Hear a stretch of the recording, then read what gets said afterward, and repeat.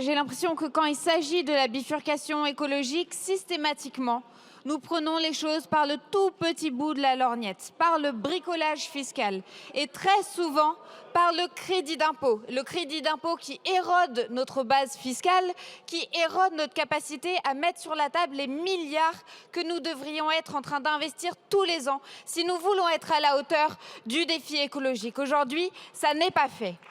Et là, on parle effectivement du prolongement du crédit d'impôt pour les bornes de recharge individuelles.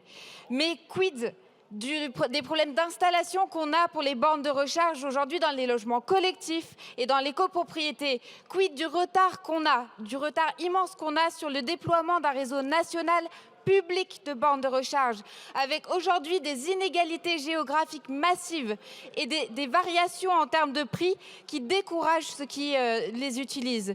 Donc aujourd'hui, on a ces problèmes-là dont on ne s'occupe absolument pas.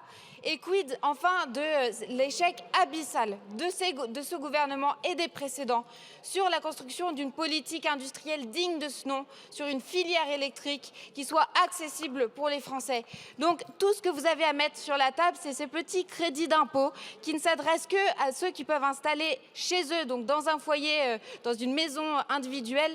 Et donc aujourd'hui, ce qu'on a, c'est un échec et un bricolage de la bifurcation écologique. La politique du crédit d'impôt, elle nous fait vivre à crédit parce qu'il y a une dette dont on a beaucoup parlé, mais celle dont on n'a pas parlé, c'est la dette écologique. Celle que au moins le Premier ministre Barnier évoquait. Cette dette écologique, c'est celle qui nous pend au nez et ça, vous n'avez rien à en dire.